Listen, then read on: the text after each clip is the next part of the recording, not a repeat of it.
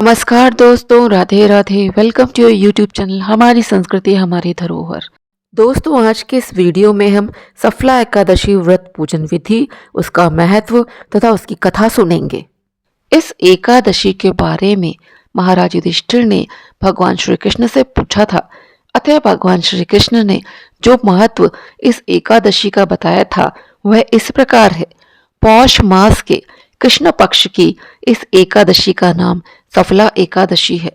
यह एकादशी व्रत इतना अधिक महत्व का है कि अधिक से अधिक दक्षिणा पाने वाले यज्ञ से भी भगवान प्रसन्न नहीं होते जितना इस एकादशी व्रत पर उपवास करने से होते हैं।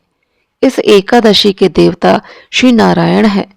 सफला एकादशी के दिन सुबह जल्दी उठें और स्नान आदि करने के बाद स्वच्छ वस्त्र पहन लें।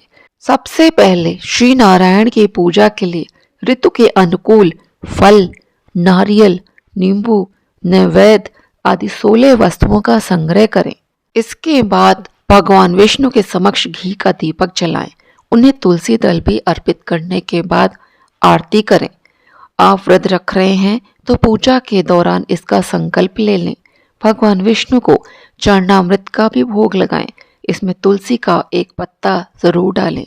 इस सामग्री से भगवान श्री कृष्ण विष्णु जी के साथ माँ लक्ष्मी की भी पूजा जरूर करें।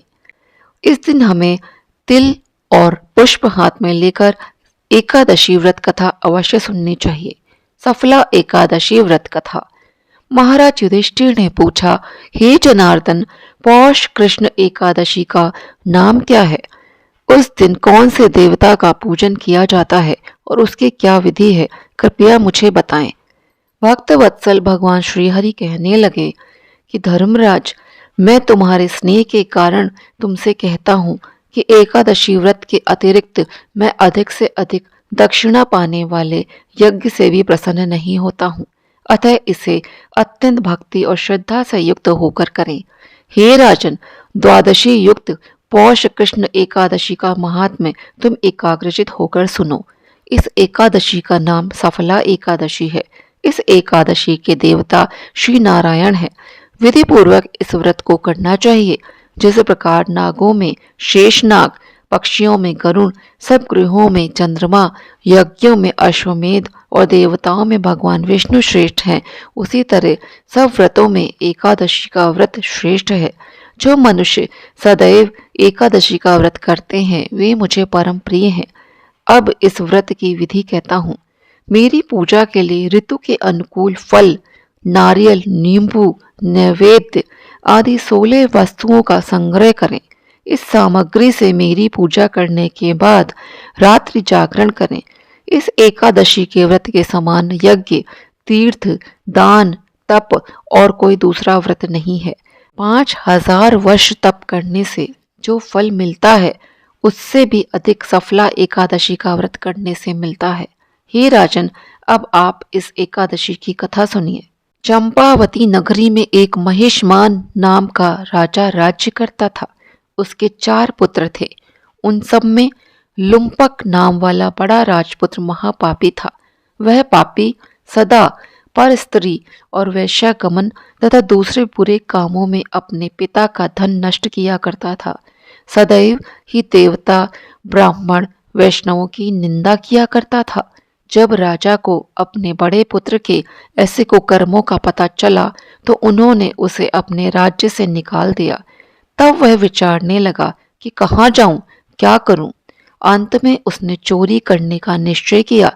दिन में वह वन में रहता और रात्रि को अपने पिता की नगरी में चोरी करता तथा प्रजा को तंग करने और उन्हें मारने का कुकर्म करता। कुछ समय पश्चात सारी नगरी भयभीत हो गई। वह वन में रहकर पशु आदि को मारकर खाने लगा। नागरिक और राज्य के कर्मचारी उसे पकड़ लेते किंतु राजा के भय से छोड़ देते। वन में एक अति प्राचीन विशाल पीपल का वृक्ष था। लोग उसकी भगवान के समान पूजा करते थे। उसी वृक्ष के नीचे वह महापापी लुम्पक रहा करता था। इस वन को लोग देवताओं की क्रीड़ा स्थली मानते थे। कुछ समय पश्चात पौष कृष्ण पक्ष की दशमी के दिन वह वस्त्रहीन होने के कारण शीत के चलते सारी रात्रि को सो नहीं सका। उसके हाथ पैर अकड़ गए। सूर्योदय होते होते वह मूर्छित हो गया। दूसरे दिन एकादशी को मध्याह्न के समय सूर्य की गर्मी पाकर उसकी मूर्छा दूर हुई। गिरता पड़ता वह भोजन की तलाश में निकला। पशुओं को मारने में वह समर्थ नहीं था, अतः पेड़ों के नीचे गिरे हुए फल उठाकर वापस उसी पीपल वृक्ष के नीचे आ गया। उस समय तक भगवान सूर्य अस्त हो चुके थे। वृक्ष के नीचे फल रखकर कहने लगा, हे भगवान, अब आपके ही अर्पण है ये फल, आप ही तृप्त हो जाइए। उस रात्रि को दुख के कारण उसे नींद भी नहीं आई। उसके इस उपवास और जागरण से भगवान अत्यंत प्रसन्न हो गए और उसके सारे पाप नष्ट हो गए। दूसरे दिन प्रातः एक अति सुंदर घोड़ा अनेक सुंदर वस्तुओं से सजा हुआ उसके सामने आकर खड़ा हो गया। उसी समय आकाशवाणी हुई कि हे राजपुत्र, श्री नारायण की कृपा से तेरे पाप नष्ट हो गए। अब तू अपने पिता के पास जाकर राज्य प्राप्त कर। ऐसी वाणी सुनकर वह अत्यंत प्रसन्न हुआ और दिव्य वस्त्र धारण करके भगवान आपकी जय हो कहकर अपने पिता के पास गया। उसके पिता ने प्रसन्न होकर उसे समस्त राज का भार सौंप दिया और वन का रास्ता लिया। अब लुम्पक शास्त्रानुसार राज्य करने लगा। उसके स्त्री, पुत्र आदि सारा कुटुंब भगवान नारायण का परम भक्त हो गया। वृद्ध होने पर वह भी अपने पुत्र को राज्य का भार सौंपकर वन में तपस्या करने चला गया और अंत समय में वैकुंठ को प्राप्त हुआ। अतः जो मनुष्य इस परम पवित्र सफला एकादशी का व्रत करता है उसे अंत में मुक्ति मिलती है। जो नहीं करते वे पूंछ और सींगों से रहित पशुओं के समान है। इस सफला एकादशी के महात्म्य को पढ़ने से अथवा श्रवण करने से मनुष्य को अश्वमेध यज्ञ का फल प्राप्त होता है। तो दोस्तों, आज का वीडियो मैं यहीं पे समाप्त करती हूँ। आप सभी को सफला एकादशी की हार्दिक शुभकामनाएं।